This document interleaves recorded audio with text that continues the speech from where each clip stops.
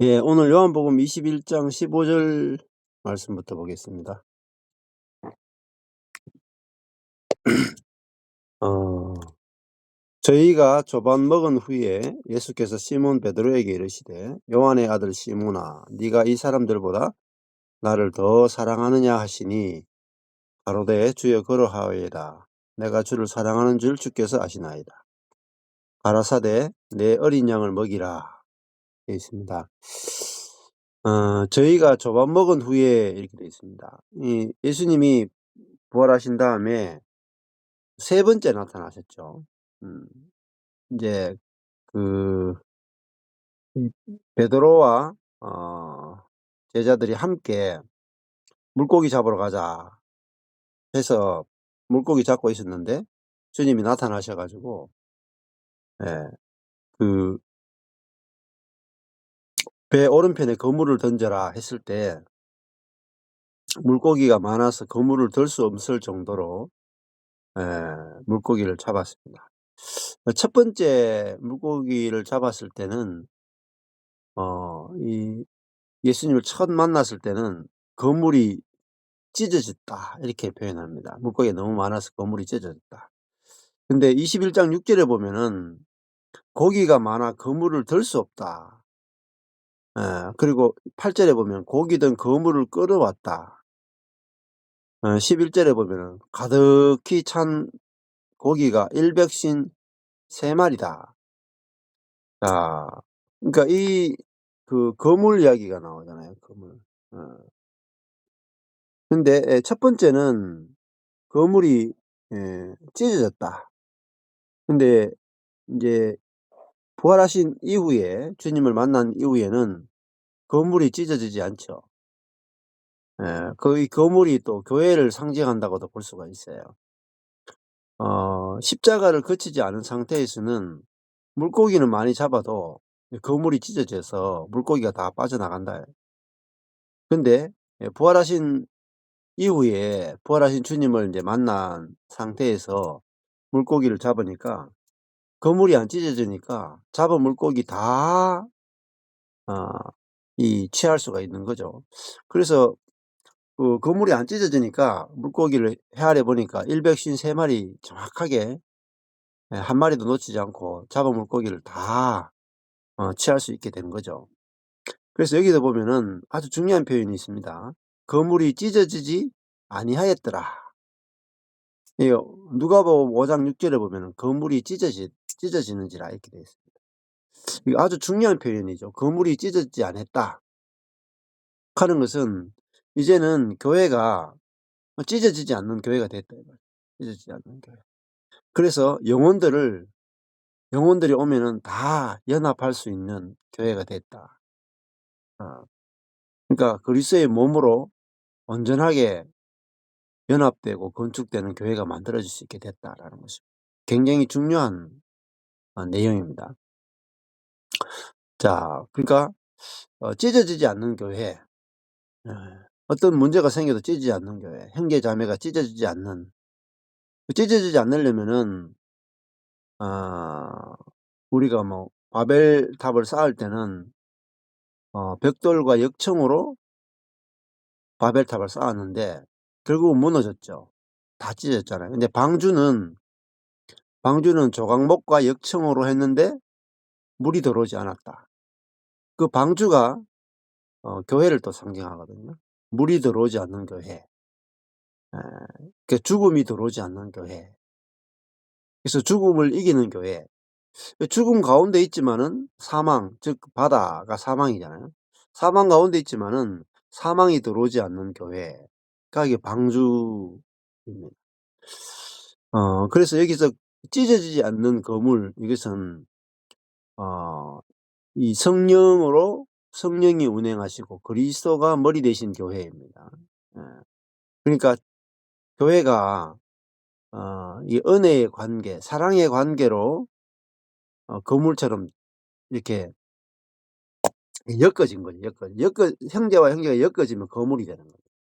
각자가 있으면 거물이 안 돼요. 근데 형제와 형제가 연합하여 거물이 되면은 그게 인제 마태복음에도 보면은 천국을 뭐로 비유하냐면 그물로 비유합니다.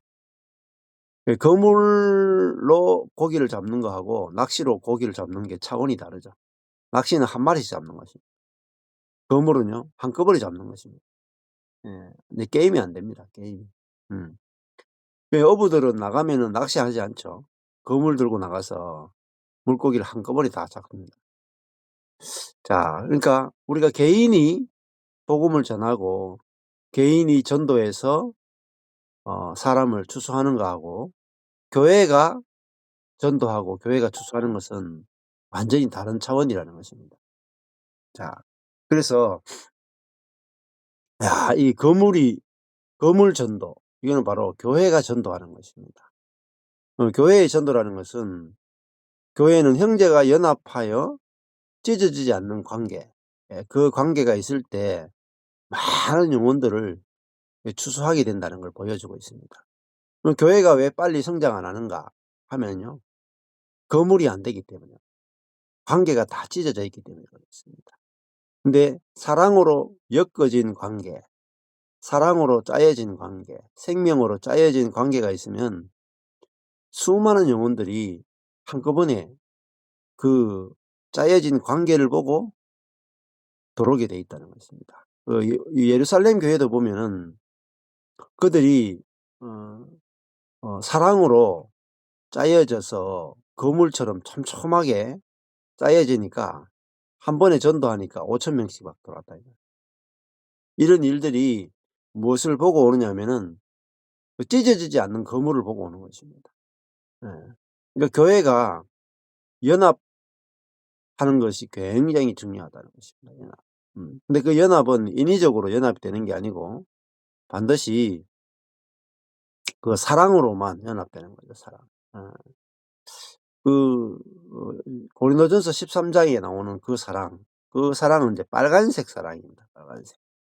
그래서 오늘 인제 그 거물에 대해서 찢어지지 않는 거물, 그걸로 추수하는 거잖아요. 자, 그럼 찢어지지 않는 거물과 연관해서 오늘 15 절부터 보면은 사랑 이야기가 나와요. 음. 자, 그래서 15 절에 보면은 저희가 예 조반 먹은 후에 이렇게 했습니다. 자, 예수님이 이 숯불을 피워 놓고 생선과 떡을 준비하셨죠. 자, 그러니까 생선과 떡은 이게 인제 마치 인제 성찬과 같이 주님이 그들을 이제 양식을 먹이시죠. 그래서 조반이라는 게 빨간색으로 돼 저희가 주님이 주시는 양식을 먹은 후에 예수께서 시몬 베드로에게 이르시되 요한의 아들 시몬아 이렇게 했어요. 예. 네가 이 사람들보다 나를 더 사랑하느냐? 처음에는 어 이 다른 사람들과 비교하는 거죠. "이 사람들보다 나를 더 사랑하느냐?" 하시니 가로되 "주여 그러하외다." 이건 그러하다는 게 헬라어로 나이거든요. 확실합니다. "주여 확실합니다. 내가 주를 필레오 사랑하는 줄을 주께서 에이도 아십니다. 보십니다. 경험하십니다." 이 에이도라는 말은 보다, 경험하다 다 들어갑니다. 이 필레오라는 것도 좋아하다라는 개념도 있지만은 좋아하다의 개념보다는 사랑하다는 개념이 더 강합니다. 또 필레오가 중히 여기다, 입맞추다 이런 뜻이거든요. 내가 주를 중히 여기다. 내가 주를 입맞추다. 그러니까 가룟 유다가 예수님 팔 때도 입맞추잖아요. 음. 그러니까 이 사랑하는 그 관계, 호의적인 관계가 인제 입맞춤을 하는 거죠. 내가 주를 입맞추는 줄, 중히 여기는 줄, 사랑하는 줄 주께서 아십니다. 음. 자, 그냥 뭐 '내가 주님을 사랑합니다.' 이렇게 하는 게 아니고 '내가 주를 사랑하는 줄을 주께서 아시나이다.' 여기 보면요, 주께서가 주어고 내가 주를 사랑하는 것을, 이게 목적어입니다. 아시나이다가 누구냐면은 예. 스스로죠, 스스로. 근데 누가 아냐면 주께서 아십니다. 이 문장이 좀 독특하죠. 음. "내가 주님을 사랑합니다." 하면 내가가 주어잖아요. 근데 베드로가 인제 바뀐 거죠. 주께서 내가 주를 사랑하는 것을 아십니다. 음.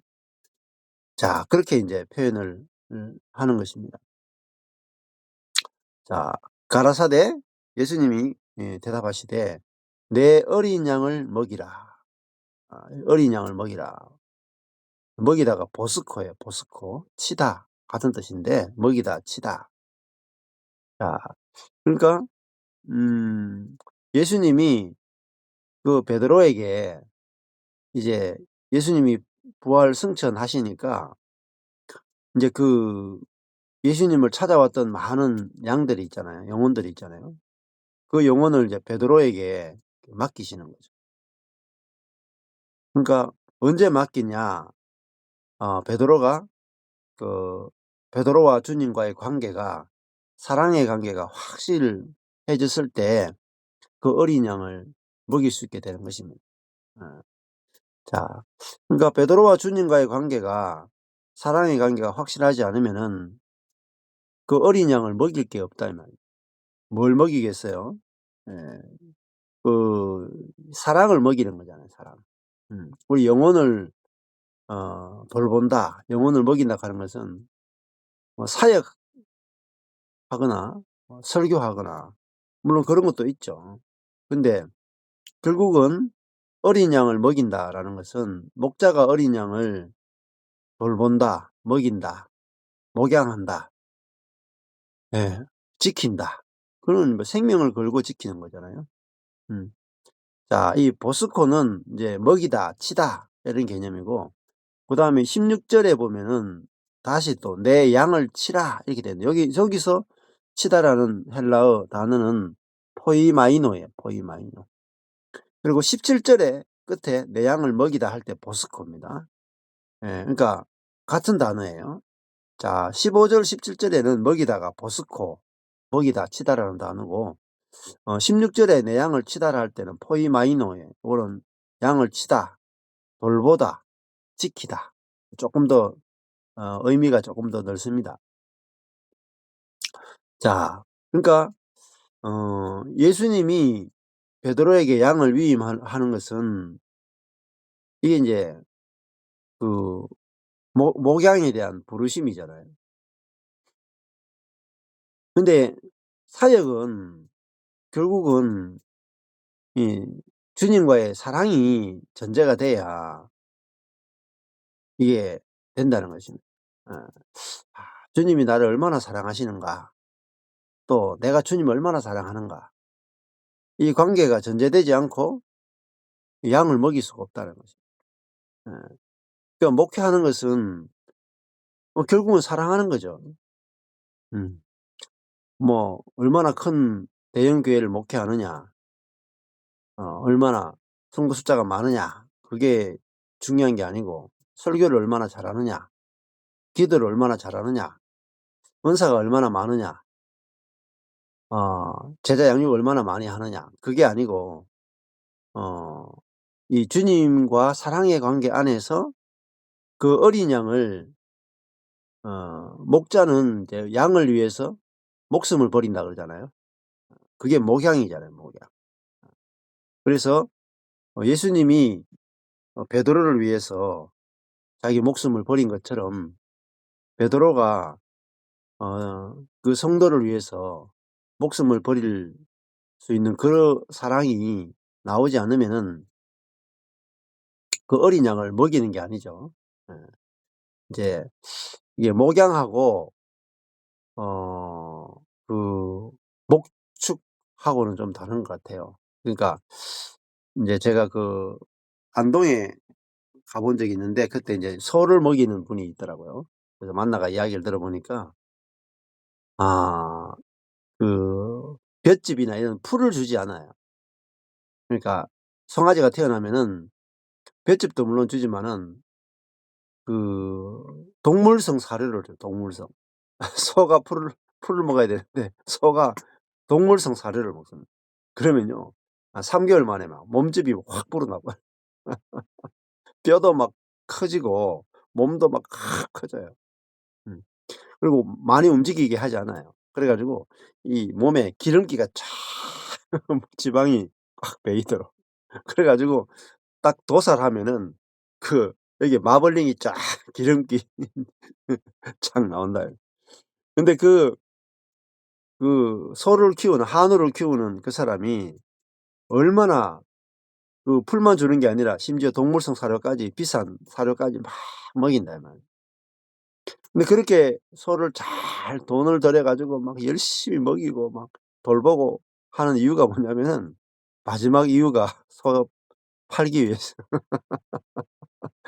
잡아먹기 위해서 먹이는 거죠. 음.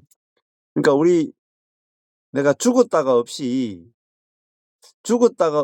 목회하는 것, 죽었다가 없이 내가 신앙생활하는 것, 그러니까 죽었다가 없이 성도들은요, 신앙생활하는 것은 목사를 이용하는 거예요. 또 목사도 죽었다가 없이 목회하는 것은요, 성도를 이용해 먹는 거예요. 음. 절대 목양의 관계가 될 수가 없어요. 왜냐하면은 이 베드로도 십자가 앞에 가니까 '아 나를 위해서 예수를 이용했다.' 이거예요. 음. 십자가 앞에 가니까 도망가 버렸잖아요. 그러니까 겉으로 아무리 '내가 목숨을 버릴지언정 주님 버리지 않겠습니다.' 해도 자아는 자기를 위해서 남을 이용하는 거예요. 예. 절대로 거기서 벗어날 수가 없어요. 그래서 베드로가 그 주님을 3번 배신한 이후에 자기 자신에 대해서 절망을 했다. "내게서 나올 수 있는 게 주님을 배반하는 것밖에 없다." 그래서 베드로는 물고기 잡 "나는 물고기 잡으러 간다." 하는 말이 그냥 하는 말이 아니다 말이에요. 내게서는 예? 주님을 사랑하는 사랑이 나올 수 없다. 어. 그래서 자기는 가능성이 1도 없는 인간이다를 알게 된 거죠. 음. 우리가 주님을 따르는데 내게서는 주님을 향한 참사랑이 나올 수 없다라는 것을 아는 것이 되게 중요합니다. 또 이웃에 대해서도 진짜 사랑이 나올 수 없고 주님과 이웃을 이용하는 음 그런 선은 나올 수 인간적인 선은 나올 수 있을지 몰라도 참사랑이 나오지를 않습니다. 예. 그래서 베드로가 예수님을 부인하면서 이 자아의 실체를 보게 된 거죠. 그리고 이 절망했을 때 주님이 3번 찾아왔다. 3 번. 제자들에게 3번 나타났다. 그 3번 찾아오셔 가지고 그 제자들을 이제 회복을 시키시고 오늘도 베드로를 3 번이나 질문을 하신다는 거예요. 그래서 이제 베드로를 다시 부르시는 거죠. 음. 그러니까 처음 부르심이 있었잖아요. 예 처음 부르심이 있을 때도 물고기 잡는 그 베드로에게 "네가 사람을 취하리라." 이렇게 했고 지금 다시 물고기를 잡죠. 음. 그러니까 다시 부른다 이 말이에요 다시. 예. 그 첫 번째 부르심 가지고 안 되는 것입니다. 두 번째 다시 이제 부활 안에서 부르심을 입어야 이게 참 부르심이다 이 말입니다. 예. 그 첫 번째 소명 가지고는 안 된다 이 말이에요. 예. 뒤집어져야 된다 이 말이에요. 예. 그래서 저도 첫 목회가 첫 목사로서의 소명이 완전히 끝났다 이 말이에요. '아 나로서는 목사의 사명을 감당할 수 없는 그런 자구나.' 그 자리까지 가는 것이 되게 중요하다. 음. 그리고 주님이 다시 부르셨다 다시. 다시 불렀을 때는 정말 그물이 찢어지지 않는 그런 인제 체험을 하게 되고 부활하신 주님을 만난 거죠. 음. 그러니까 십자가에 죽기 이전에 주님을 만나는 거하고 죽고 부활하신 주님을 만난 게 다르다. 예. 예. 그랬을 때 이제 베드로가 어 다시 부르심을 받잖아요. 그 장면이 이 요한복음의 마지막 장면이다 이렇게 볼 수가 있겠죠. 어 그래서 그냥 "내가 주님을 사랑합니다." 이제 이렇게 말할 수 없는 거예요. 어. 첫 번째 불렀을 때는 베드로가 "내가 다른 사람은 다 버려도 내가 주님을 예 버리지 않겠습니다." 아주 자기 자신에 대해서 엄청난 신뢰를 가지고 있었죠. 근데 자기 자신에 대한 신뢰가 완전히 박살이 난 거예요. 음. 그래서 표현이 달라지는 겁니다. "내가 주님을 확실히 사랑합니다." 자신 있게 말하는 게 아니라 주께서 주어가 주께서라. "주께서 내가 주를 사랑하는 줄 아시나이다." 음. 그렇게 이제 대답이 나올 수밖에 없는 거잖아요. 그랬을 때 주님이 베드로에게 양을 맡긴단 말이에요. "내 양을 어린 양을 먹이라." 그렇게 예 그 사역을 맡기신다. 자 그 두 번째 16 절에 가면 또 두 번째 가라사대 "요한의 아들 시몬아 네가 나를 사랑하느냐 하시니" 예 가로되 예 여기도 인제 사랑하시니 다 아가파오예요. 예 15절 16 절이 다 아가파오고 17 절에 가면 필레오거든요. 예. 근데 이게 큰 차이는 없어요. 예. 상호 교차로 사용하는 건데 "주여 그러하외다. 내가 주를 사랑하는 줄 주께서 아시나이다." 여기 보면은 내가 주를 사랑하는 줄을 주께서 아시 근데 사랑이 빨간색이에요. 분명히 베드로가 주님을 사랑하는데 보통 베드로가 주님을 사랑하면은 이게 초록색이어야 되거든요. 예. 내가 주를 초록으로 사랑하는 줄을 주께서 빨강으로 아시나이다 이렇게 되는데 16 절에도 15절 16 절에 보면 베드로가 빨간색 주님을 빨간 사랑으로 사랑하는 줄 주께서 아시나이다. 음. 이제 사랑이 바뀌었다 이 말이에요 사랑이. 예. 베드로가 이제 사랑하는 것은 자기 사랑으로 주님을 사랑하는 게 아니다. 예.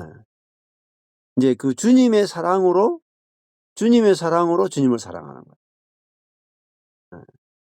왜 그렇게 됐을까요? 베드로는 자기가 주님을 배반했죠. 예. 배반했는데 배반한 자기를 사랑하고 배반한 자기를 지금 사도로 삼고 세 번 찾아오시고 배반한 자기에게 사역을 위임하신다. 그쵸. 예. 이게 다른 겁니다. 예. 그러니까 베드로가 뭐 잘해서 사역을 위임하는 거 아니죠. 음. 이 배반한 시몬 3번 배반했습니다 그것도 3 번. 다 연결이 되죠. 3번 주님이 3번 배반하 베드로가 3번 배반하고 주님이 세 번째 나타나시고 그리고 "사랑하느냐?" 3번 물으시고 이게 333 예. 이거 베드로에게 그거를 확실하게 각인을 세우는 겁니다. 각인을 찍는 거예요. 음. 그러니까 예를 들어 가지고 베드로가 물고기 잡다가 주님을 만나면은 "아유 그냥 내가 뭐 조그마한 죄인입니다." 하고 주님을 만났잖아요. 근데 십자가에 달린 주님을 보면서 3 번이나 딱 배반했을 때 그때 주님이 딱 돌아 가지고 베드로를 보셨거든요. 그러니까 주님을 십 그 재판받는 주님을 3번 부인한 이 베드로에게 "내가 너를 사랑한다." 이 음성을 듣는 거하고 배반하지 않은 상태에서 사랑한다는 음성을 듣는 것은 천지 차이입니다. 음. 그러니까 선한 사람에게 사랑한다는 말하는 거하고 죄인에게 사랑한다는 말은 완전히 다르게 들리는 거죠. 자 그러니까 어 여기도 보면 15 절에 "네가 이 사람들보다 나를 더 사랑하느냐?" 할 때 사랑이 빨간색입니다. 그 주님이 우리에게 원하는 사랑이 빨간색 사랑이네. 빨간색. 그러니까 베드로도 내가 주를 빨간색으로 사랑하는 줄을 주께서 아시나이다. 예. 그러니까 주님도 베드로를 빨간색으로 사랑하고 베드로도 주님을 이제 빨간색으로 사랑하는 거예요. 왜? 인제 배반한 자기를 사랑하시는, 배반한 자기를 양을 목양을 맡긴다 이 말이에요. 내 양을 먹이라. 어. 그러니까 이 사랑을, 주님의 빨간색 사랑, 다른 말로 하면 은혜죠, 은혜. 죄 있는 곳에 은혜가 더하다. 그 은혜적 사랑을 경험하니까 진짜 주님을 사랑하게 되는 거예요, 진짜. 음. 그 성도들도 마찬가지입니다. 내가 뭐 잘해서 주님이 사랑하시는 줄, 내가 기도하고 11조하고 주님께 순종하니까 '주님이 나를 사랑하신다.' 이렇게 생각을 할 때는 아직 어린아이다 말이에요. 베드로는 자기가 주님을 3번 부인한 것이 통곡을 했죠, 통곡을. 근데 나중이 되면은 이게 통곡할 일이 아니고 진짜 감사할 일이다. 예. 자기가 주님을 3번 부인 안 했으면 어떻게 할 뻔했겠어요. 주님을 3번 부인해야 자아의 실체가 탁 드러나고, 그런 자아인 베드로임에도 불구하고 주님은 그 베드로를 사랑하셨, 자기를 3번 부인한 그 베드로를 사랑하신다는 거예요. 음. 그러니까 주님을 배반하지 않는 베드로가 아니라 주님을 3번 부인한 그 베드로를 사랑하셨다. 예. 그러니까 베드로가 은혜의 주님을 이제 전할 수 있는 것입니다. 음. 그러니까 옛날에 뭐 우리 어 어릴 때 영화 보면 주기철 목사님 그 일제 시대 때 신사참배 안 하려고 막 그 못자국 위를 막 걸어가고 뭐 이런 거 있었잖아요. 그때 만약에 주님을 부인하면 인제 지옥 간다고 막 그렇게 예 막 가르쳤잖아요. 그게 전부 다 율법주의다. 음. 지금 베드로가 주님 3번 부인했죠. 문제가 있습니까? 아무 문제 없죠. 예. 자, 오히려 주님을 3 번이나 부인했는데 주님이 부르시잖아요, 베드로를. 이게 은혜의 세계라는 것입니다. 그 베드로는 주님을 배반했는데 주님은 베드로를 배반하지 않는다. 이게 주님의 사랑이죠. 어. 그 사랑을 베드로가 경험한 겁니다. 자기는 주님을 3번 부인했는데 주님은 베드로를 3번 찾아오셨다. 그리고 3번 지금 질문하시면서 관계를 회복시켜 주시죠. 그 베드로는 아무것도 한 게 없어요. 주님을 3번 부인한 게 밖에 없어요. 근데 찾아오시는 것도 주님이시고 그 사랑을 회복시키시는 것도 주님이시고 또 양을 먹이라고 하시는 분도 주님이시고, 주님이 베드로를 회복시키고 살려내시잖아요. 음. 근데 이게 책망하지 않으신단 말입니다, 주님이 베드로를. "네가 다른 사람은 다 버린다 버릴지라도 나는 주님을 절대 버리지 않겠습니다." 그렇게 말해 놓고 나를 부인할 수 있냐? 많이 섭섭하다. 이렇게 하지 않으신다 이 말이에요. 예. 오히려 베드로에게 "내 어린 양을 먹이라." 이 배반한 베드로에게 어린 양을 먹이라고 위임하신다. 그래서 성경 본문을 연결해서 보는 게 대단히 중요합니다. 이걸 잘라서 읽으면요, 지금 이 전체 상황이 없이 이 부분만 읽으면은 주님과 베드로의 대화에 대해서 이 전곡을 찌를 수가 없다. 예. 근데 흐름으로 읽게 되면은 베드로가 지금 음 "내 양을 먹이라." 이 말씀을 들었을 때 얼마나 주님의 사랑이 느껴졌겠어요. 자기는 이제 양을 먹일 수 없는 어 자격이 없잖아요, 자격이. 예. 자, 자격이 없는 상태에서 이렇게 위임을 할 때는 정말 감격이죠, 감격. 음. 근데 자격이 있는 자에게 맡기면은 뭐 당연한 거죠, 당연한. 자 그래서 베드로는 어린 양을 먹이는 그 자체가 하나님의 사랑이고 감격이고, 내가 어린 양을 먹여 가지고 뭐 사례비를 받느냐 안 받느냐 그런 세계가 없다 이 말이에요. 왜? 어린 양을 먹이라고 위임해 주신 그 자체가, 배반한 자기에게 어린 양을 먹이도록 위임한 자체가 주님의 놀라운 사랑이고 은혜잖아요. 거기서 보상을 다 받은 거예요. 보상이 뭡니까? 놀라운 은혜를 받았잖아요.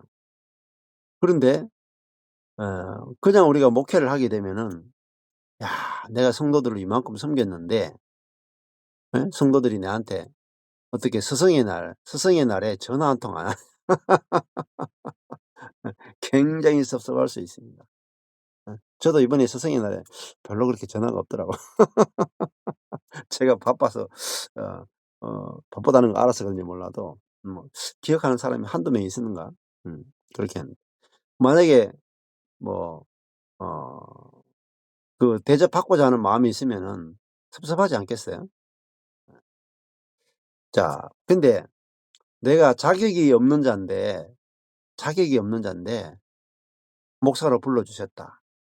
그러면은 내가 목사로 섬기면서 대접받고자 하는 게 아니고 이렇게 위임받는 자체가 주님의 아주 크고 놀라운 사랑인 거죠. 음. 이게 에 이제 그래야 인제 진짜 양을 먹일 수 있는 것입니다, 양. 양에게 뭐 받고자 해서 양을 먹이는 게 아니라 양을 위해서 목숨을 베드로가 자기 목숨을 내놓는 것을 오히려 영광스럽게 생각하고 그것 자체가 기쁨이 되는 그 목양이 이제 펼쳐지는 거예요. 음.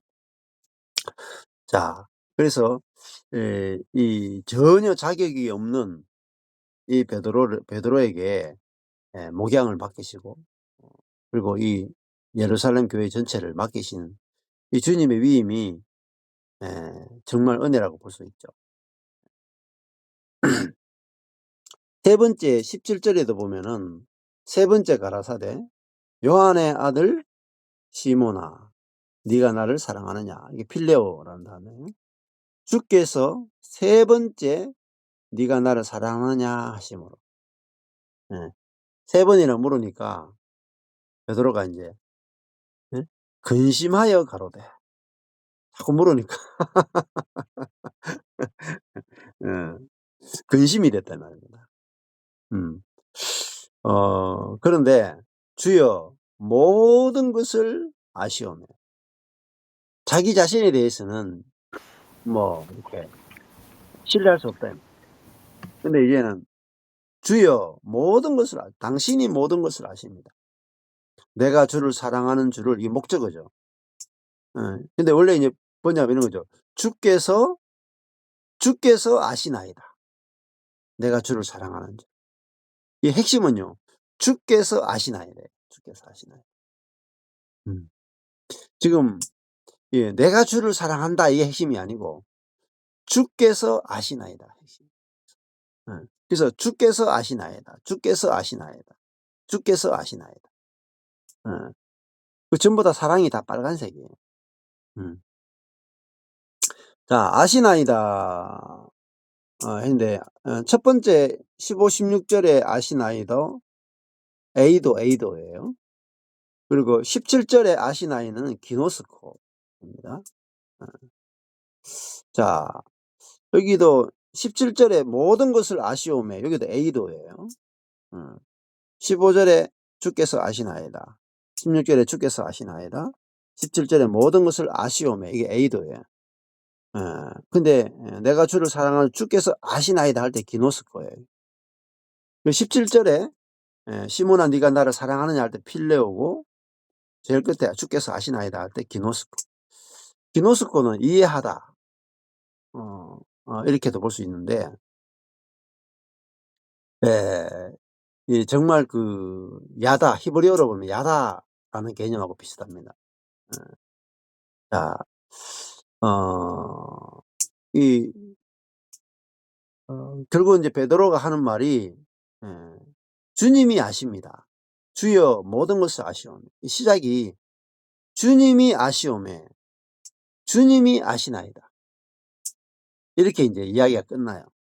어 그러니까 베드로가 인제 바뀐 거죠. 자기 자신에 대해서 확신하는 것이 아니라 그 주님에 대해서 확신하는 사람으로 바뀌었다.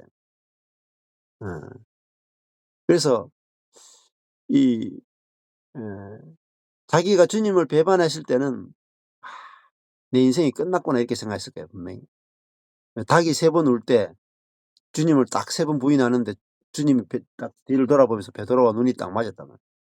그때 베드로는 절망적이었고 또 예수님이 십자가에 죽을 때 베드로도 '끝났다.' 생각했다는 거예요. 예.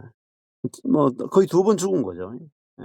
주님을 배반할 때 베드로가 1번 죽고 예수님이 십자가에 죽을 때 베드로는 모든 희망이 다 끝났다. 근데 인제 주님이 부활하셨잖아요. 예.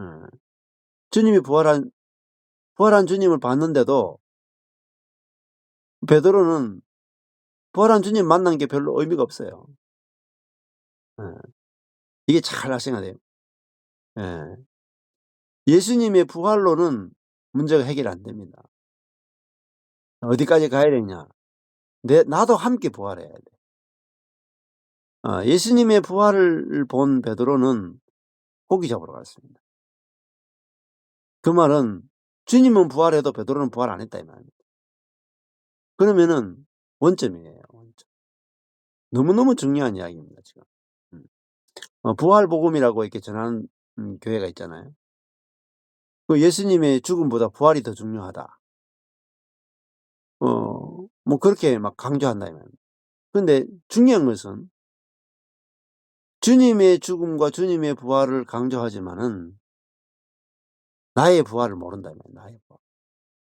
나의 죽음과 나의 부활을 모르면은 주님의 죽음과 주님의 부활을 봐도 아무 의미가 없어요. 저도 수십 년 신앙생활을 했는데 40년 신앙생활하면서 주님의 죽으심과 주님의 부활을 다 알아도 나의 죽음과 나의 부활을 모르니까 의미가 없다 이 말이에요. 주님과 거물이 찢어진다 이 말이에요. 하나가 안 된다 이 말이에요. 예. 자 이 베드로는 이제 부활하신 주님을 만나고 "내 양을 먹이라." 위임받았죠. 위임받아도 양을 먹일 수가 없어요. 베드로 자신이 오순절 이제 요한복음을 넘어가 사도행전에 가서 오순절 성령이 내주하는 사건이 없으면 베드로는 양을 먹일 수 없다는 것입니다. 음. 그러니까 오순절 날 성령이 오시려면은 과정을 거쳐서 와야 된단 말이에요. 그 말은 무슨 말이냐면은 예수님이 십자가에 죽고 부활하고 승천하셔야 성령이 우리에게 내주할 수 있는 거죠. 그러니까 예수님의 죽으심과 부활과 승천이 없이 성령이 우리 안에 내주하는 사건은 없어요. 근데 많은 그리스도인들이 예수님이 내 안에 계신다를 알죠. 근데 과정이 없이 예수님이 내 안에 계신다. 안다 이 말입니다. 그러면 그거는 무의미한 거예요 사실은. 음. '아 나도 예수와 함께 죽고 예수와 함께 부활했고 예수와 함께 하늘에 안진 바 되었다.' 해야 성령의 내주가 '야 이거는 성령의 내주는 나를 새 피조물로 창조한 새 영이구나.' 이렇게 알아진다 이 말입니다. 어. 그래서 그 새 영에 의해서만 우리에게 새 것이 나와요, 새 것. 음. 자 그래서 지금 베드로는 아직까지 그 사도행전까지는 가지를 못했어요. 예. 그래서 주님과의 관계 속에서 양을 먹이는 부르심을 받게 되죠. 어 자 그래서 인제 3 번이나 "양을 먹이라." 이렇게 되는 거죠. 그러면 우리도 뭐 베드로가 뭐 "목회자다." 이렇게 볼 수도 있지만은 모든 성도예요. 모든 성도. 우리도 주님과 올바른 사랑의 관계를 맺게 되면은 저절로 양을 먹이게 되는 겁니다. 그러니까 내가 목회자냐 아니냐 전혀 상관없어요. 모든 그리스도인들이 주님이 나를 얼마나 사랑하시는지 알게 되고, 그러면은 내가 주님을 사랑할 수밖에 없게 되는 것입니다. 자, 그렇게 되면은 어떻게 될까요? 우리가 주님의 사랑을 받게 되면은 우리가 양을 먹이게 되는 거죠. 양. 당연하게. 어. 자, 그걸 이제 이렇게 보여줍니다. 예. 그래서 주님의 사랑을 받게 되면은 우리가 주님을 사랑할 수밖에 없게 되는 거죠. 그리고 또 양을, 형제 자매를 당연히 사랑하게 되는 것입니다. 자, 요한복음 21장 부분을 이렇게 한번 보시면은 21장 18절로 넘어가면은 근데 그 양을 먹이는 그 베드로가 이제 사도행전에 가서 성령을 받게 될 텐데, 그 이후에 양을 먹이는 그것을 어떻게 하게 되는가? 그 베드로가 앞으로 어떤 삶을 살게 될 것인가? 주님이 이제 베드로에게 이제 알려주시는 거죠. 내가 진실로 진실로 네게 이르노니 젊어서는 네가 스스로 띠뛰고 원하는 곳으로 다녔다. 그런데 늙어서는 네 팔을 벌리리니 남이 네게 띠띠우고 원치 아니하는 곳으로 내어가리라. 이렇게 되어 있습니다. 자, 들어오신 분이 음을 조금 소거해 주실래요? 예. 자, 자, 이 베드로가 젊어서는 스스로 띠를 띠고 원하는 곳으로 다녔다. 이렇게 되어 있죠. 예. 그렇지만은 늙어서는 네 팔을 벌리리니, 팔을 벌리는 게 결국은 십자가에 못 박히는 거와 좀 비슷한 그런 모습이기도 하고, 남이 네게 띠띠우고 원치 않는 곳으로 데려갈까. 여기 보이시면요, 색깔이 남이 빨간색이에요. 띠띠우고도 빨간색이고 데려가다도 빨간색입니다. 그러면 이 빨간색은 다 이 하나님, 예수님, 성령님의 색깔이잖아요. 그러면은 늙어서는 성령이 너에게 띠를 띠우고 네가 원치 않는 곳으로 데려가게 될 것이다. 이거죠. 예.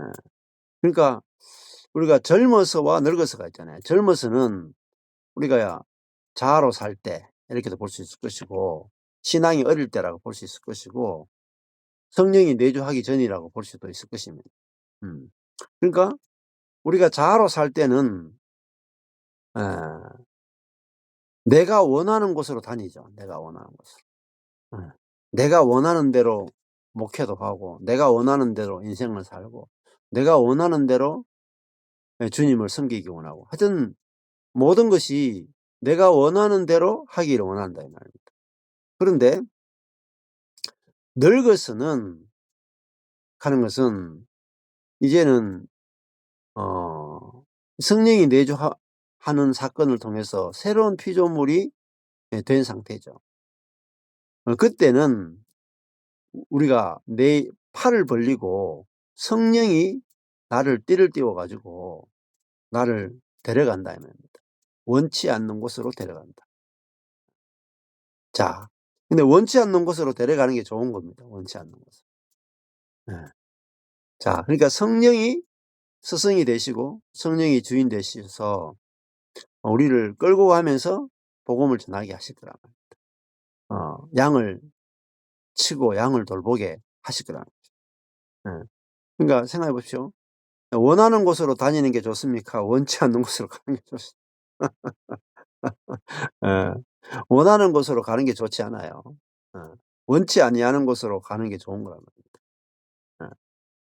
자, 그러니까 어 우리가 신앙이 어릴 때는 내가 내가 갈 곳을 선택해요.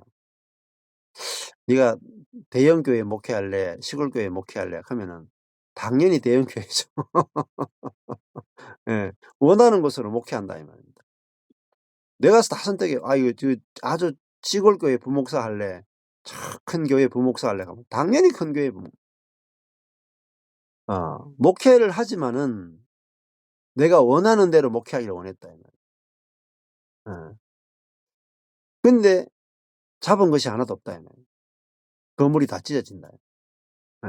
근데 성령이 내게 띠띠우고 내가 원치 아니하는 곳으로, 사람도 없는 곳으로, 예? 1 명 2명 데리고 목회하는 곳으로 주님이 나를, 내가 원치 않는 곳으로 나를 끌고 갔어요. 어. 그런데 그 일을 통해서는 주님의 역사가 나타난다 이 말이에요. 한 명하고 해도 놀라운 주님의 역사가 나타난다. 내가 원하는 곳으로 가면요, 숫자가 아무리 많아도 60만 명이 있어도요, 출애굽 1 세대 다 죽었어요. 60만 명도 소용없어요. 아 시간만 낭비해, 시간만 낭비. 음. 뭐 딱 2 명만 양육하면 돼 이게. 예. 여호수아와 칼렙 2명밖에 건지는 게 없어. 그러니까 60만 명 데리고 괜히 고생할 필요 없어요 그냥. 여호수아 칼렙 두 사람은 어차피 살아남을 건데 나머지는 시간만 낭비. 와서 무슨 뭐 해 달라 그러고 무슨 말하고 무슨 뭐 상담하고 어 시간 낭비야, 시간 낭비. 음. 여호수아 갈렙 두 사람만 하면 될 걸 가지고 60만 명 한다고, 응? 모세가 생고생하고 느보산에서 죽잖아요. 응. 자, 성령이 성령이 나를 띠띠우고 데려가는 삶. 그게 예 그리스도인의 삶이죠. 그리스도인의 삶. 음. 그러니까 우리 인생은 어디로 가는지 모르는 게 정상입니다. 예. 알고 가는 게 아니죠. 몰라야 정상이에요, 몰라요. 성령이 우리를 끌고 가시는데 어디로 갈지 어떻게 알겠어요. 근데 우리가 상상하지 못하는 곳으로 주님이 주님이 우리를 쓰고 싶은 대로 끌고 가신다 이 말이에요. 주님의 계획이 다 있는 거예요. '내가 왜 여기 있는가? 나는 여기 있는 걸 원치 않는데.' 그렇게 생각이 들 수가 있겠죠. 근데 거기가 주님이 내가 원치 않는 곳으로 끌고 간 곳이라. 예. 제가 저기 인제 제일 처음에 이 영대 앞에서 이렇게 목회할 때 어떤 목사님이 그러더라고요. "야 청년 목회가 되겠나? 청년들은 배우고 나면 다 떠난대." 제가 "아닙니다. 저는 뭐 제자 훈련해서 애들을 확실하게 훈련해 가지고 제가 키울 겁니다." 이렇게 생각했거든요. 근데 진짜 12년 딱 목회하고 나니까 다 떠나. 그러니까 '에이씨.' 그 내가 그때 그 말 들을 걸. 예. 근데 복음을 딱 알고 나니까 또 뒤집어지는 거예요. 야 내가 이게 이 떠나는 목회 안 했으면 내가 복음 어떻게 깨달았겠냐. 응?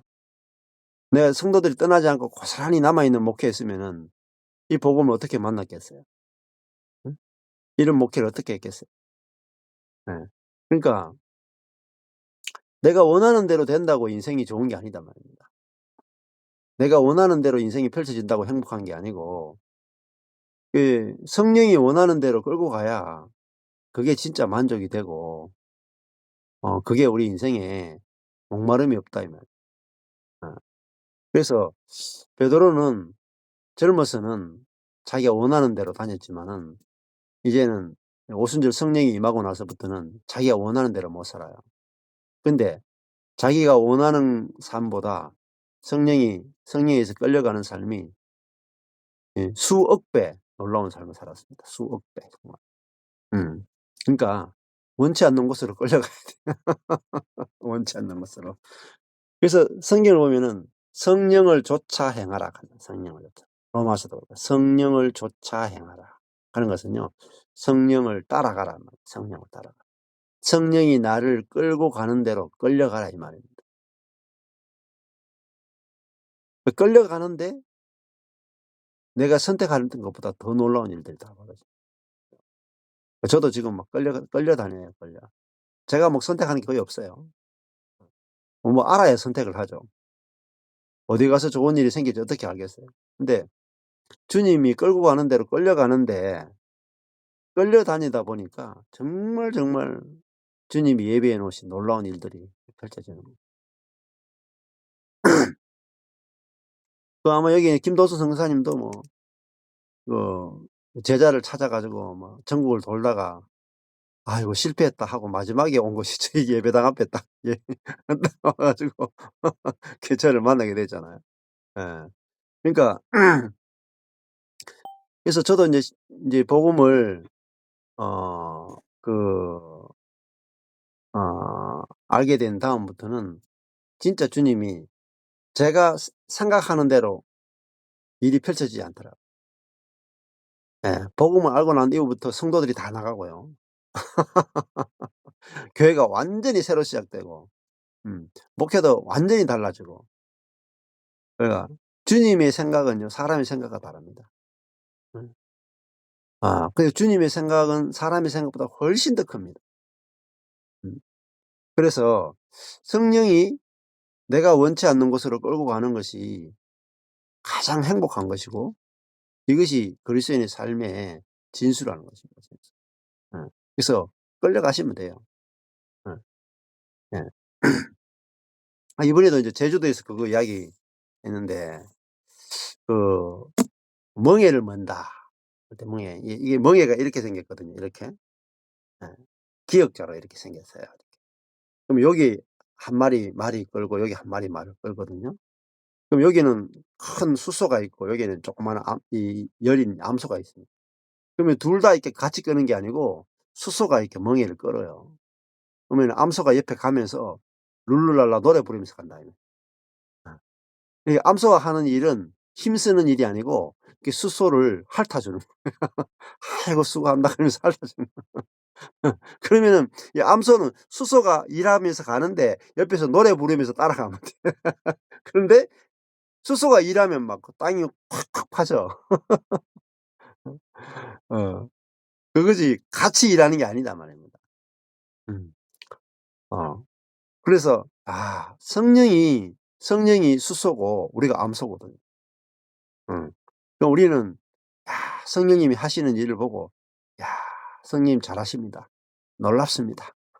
이렇게 찬양만 하면 돼요. 이게 핥아드리는 거예요. 예. 그래서 어 그러니까 자매들이 해야 될 일은 형제를 잘 이렇게 칭찬만 하면 그럼 이 형제들이 막 힘이 나 가지고 막 밖에 일 집안일 다 해. 예. 그것만 하면 되는데 그 형제들을 비난하잖아요. 비난하면요 밖에 일도 안 하고 안에 일도 안 해. "네가 하라." 하면서 그러면요 자매들이 일 다 해야 돼요. 그러니까 이게 어리석은 자매들이 남편 일 못 한다고 계속 비난하니까 자기에게 일이 계속 돌아오는 거예요. 자기에게 일이 돌아오니까 남편을 또 계속 비난하잖아요. 그러다가 인생이 이제 쫑친다 이 말입니다. 음. 마찬가지예요. 어 우리도 우리가 주님을 위해서 열심히 일하는 게 아니고 성령이 일하시고 우리가 성령님이 하시는 일을 보고 기뻐하고 찬양하고 감사하고 누리고 전하는 것입니다. 예. 성령이 하신 일을 전하는 것입니다. 음. 주님이 하신 일을 누리면서 보고 찬양하고 간증하고 전하는 것이죠. 음. 자 그게 뭐 이번에도 인제 원주 교회 이렇게 보면 원주 교회 한 1 개월, 2 개월 만에 뭐 10명 넘게 모이는 것 같아요. 예. 사람이 끊임없이 연결되는. 근데 인제 최장성 씨가 뭐라고 하냐면 "목사님 저를 통해서 되는 사람이 없고 다 다른 사람이 소개해 줘 가지고 온다." 예. 그래서 내가 뭐 한 게 아무것도 없습니다. 아무 예. 그래서 성령이 일하신다. 내 안에 계신 그리스도가 일하신다. 이거 따라간다 이 말이야. 그게 뭐냐? 목양이다. 음. 그래서 "내 양을 먹이라. 치라. 먹이라." 어떻게 먹이느냐? 성령이 이끄시는 대로 따라가면서 먹여요. 예. 그다음에 19절에 보시면은 이 말씀을 하심은 베드로가 어떠한 죽음으로 하나님께 영광을 돌릴 것을 가리키십니다. 예, 남이 네게 띠띠우고 원치 않은 곳으로 데려간다. 원치 않는 곳이 결국은 죽음이에요, 죽음. 이 말씀을 하심은 베드로가 어떠한 죽음으로 하나님께 영광을 돌릴 것을 가리키십니다. 예. 육적인 죽음도 있고, 결국은 끌려가는 게 죽음이죠. 끌려가는 거. 베드로 자신은 죽고 그리스도가 사는 그것으로 베드로는 하나님께 영광을 돌리게 될 것이라는 거죠. 자, 우리도 마찬가지죠. 내가 원치 않는 곳으로 가는 것이 죽음이잖아요. 근데 내가 원치 않는 곳으로 가는데 주님이 일하시는 일이 나타난다. 그러니까 내가 원하는 곳으로 가는데 주님이 일하심이 안 나타나요. 놀랍지 않습니까?